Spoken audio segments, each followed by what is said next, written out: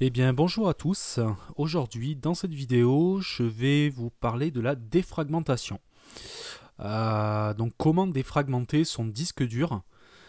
Alors j'insiste bien déjà sur le terme disque dur, car si vous avez un SSD, donc un lecteur flash, il ne faut surtout pas le défragmenter, car il faut savoir que les puces, donc c'est la même chose que vous allez retrouver dans une clé USB, ont donc une limite d'écriture, réécriture de données.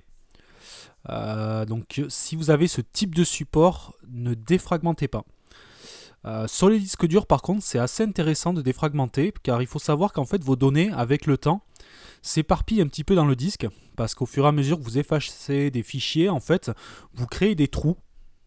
Et quand vous réenregistrez des données, elles viennent se mettre en fait dans ces trous, mais du coup elles ne sont pas à la suite, ce qui fait que votre disque dur passe son temps à chercher des bouts de données d'un bout à l'autre.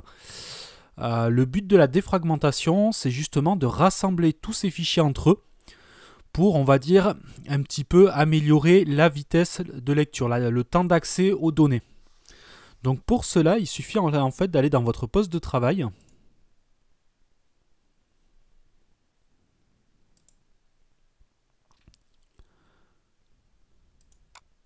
de repérer votre disque dur principal. Donc ici pour moi c'est celui-ci. Vous faites un clic droit dessus. Vous faites propriété.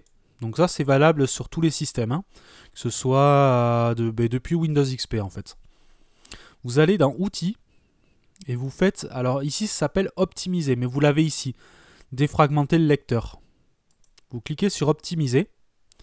Alors déjà, ce que vous pouvez voir, ici vous avez l'option optimisation planifiée. Donc ça va être intéressant de voir cette option-là, car si vous avez un SSD, justement, il faut le désactiver. Vous faites modifier les paramètres et vous enlevez l'exécution automatique. Voilà, parce que le SSD, il va pas du tout aimer la défragmentation. Sinon, pour défragmenter, vous choisissez, donc ici vous voyez tous vos disques durs, ou du moins toutes vos partitions. C'est-à-dire que votre disque dur, il peut être découpé en ce qu'on appelle plusieurs partitions, en plusieurs gros segments. Ici, je vais privilégier celui de mon système, car c'est celui en fait qui produit le plus de mouvements. Donc je vais choisir déjà dans un premier temps de l'analyser.